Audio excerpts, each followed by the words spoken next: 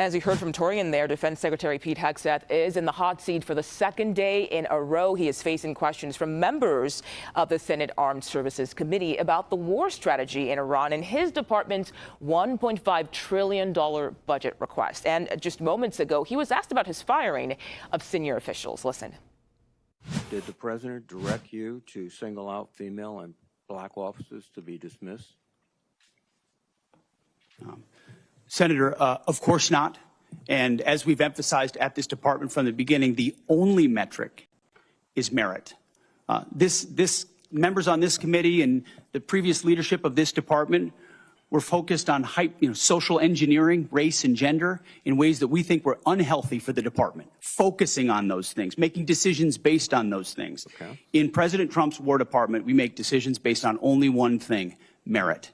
And that's how we've made decisions going forward. That's how we've made them, and that's how we'll make them going forward. Well, let me go back to General George. What did he fail in terms of his lack of merit to continue serving? As I've said, I don't talk about the nature of dismissal out of respect for these officers. But ultimately, we want to take the department in a particular direction, certain services in a particular direction, and we want leadership that's running as fast in that direction as possible. And in some cases, we make changes accordingly, but do so out of respect to those officers. Well, I think. Now let's bring in political reporter for Axios, Hans Nichols. Hans, thank you so much for your time today.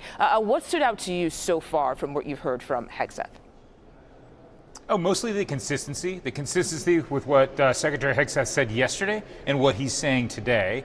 The tone is the same. A few of the questions are a little bit different. There are some protesters, but if we take a step back, what's pretty clear is that the Secretary of Defense, Secretary of War, as Pete Hegseth likes to be called, wants to have this conversation. And we're going to be having this conversation a lot more, not necessarily on the Senate side where I am, but over on the House side. If the House flips and you have a House Democratic majority, expect Hegseth, expect others in the cabinet to be drawn in front of the Capitol and drawn in front of congressional committees, not on a weekly basis, but on a much more frequent basis. But I think what we also can anticipate is that Hegseth likes this. He likes fighting about it. He likes articulating his views, and he doesn't mind the confrontation. And I think that's going to be a feature of administration congressional relations going forward, especially if there's a flip in one of the chambers.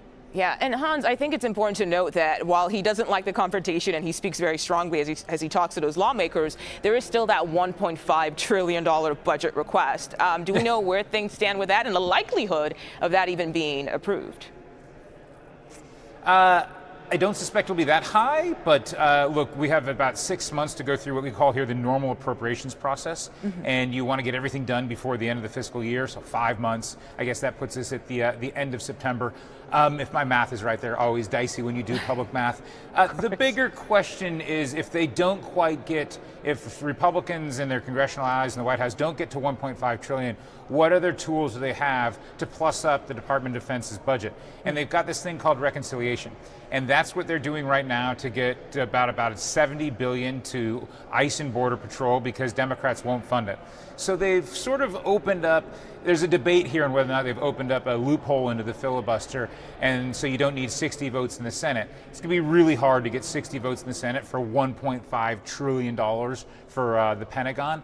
But the question for Republicans is if they don't get that, do they go about a roundabout way? Do they try to do reconciliation? And they try to do what we would traditionally think of as a straight appropriations bill through this reconciliation process that has all kinds of quirks to it that I won't bore your listeners with. But the important thing is you only need 50 votes for that. So TBD on $1.5 trillion. See how it all plays out. Axios political reporter Hans Nichols, thank you so much for your time today. We appreciate it. You bet.